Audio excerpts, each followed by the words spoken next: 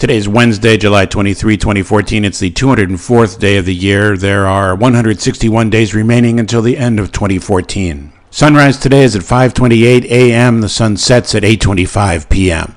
Length of daylight hours today, 14 hours, 58 minutes, 41 seconds.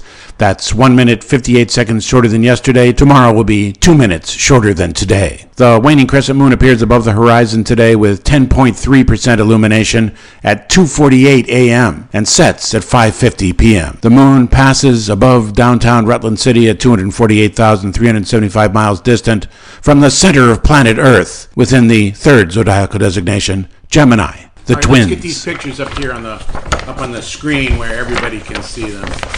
Yeah, like that. Move that one in the middle just a little higher on the right. Up on the right.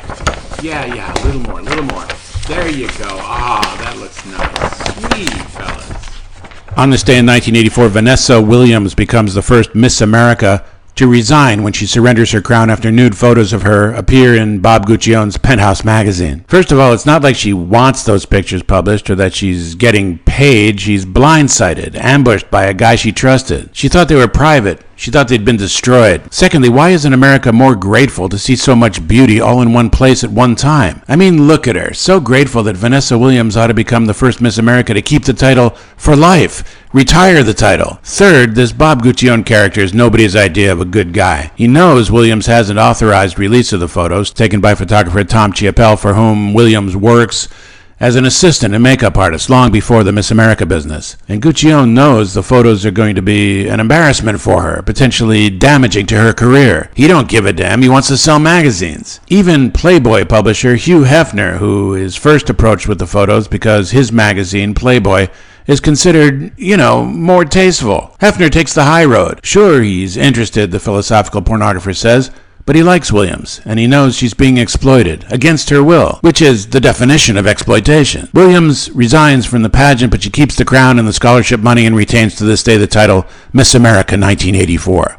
She keeps her dignity, too, which is a fairly skillful trick, especially when you're naked, and goes on to a brilliant award-winning career as a singer, actor. She's 51 now, so shut up. You should only be a fraction as celebrated. Guccione dies in 2010 in Plano, Texas.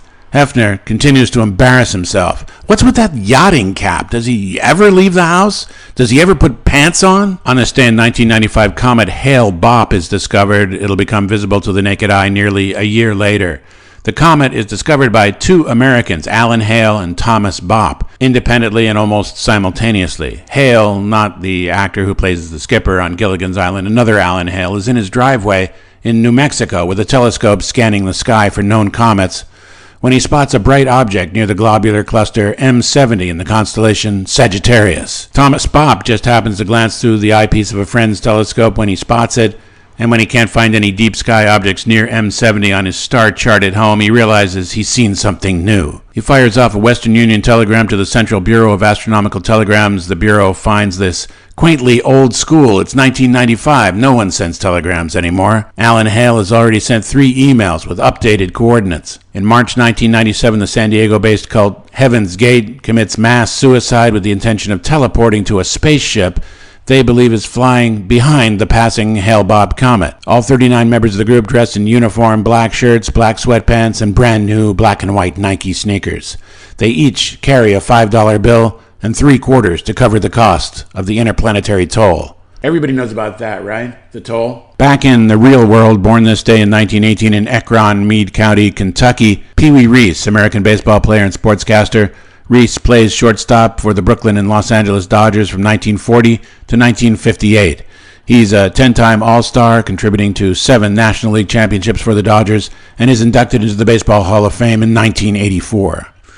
In 1947, Pee Wee Reese famously befriends Jackie Robinson, the first African-American to play in Major League Baseball. Reese refuses to sign a player-circulated petition threatening a boycott if Robinson joins the team. During Robinson's first road trip with the Dodgers during pre-game infield practice, when fans at Crossley Field in Cincinnati, home of the Reds, loudly heckle Robinson, Reese, the captain of the team, goes over to Robinson. The two men exchange a few words.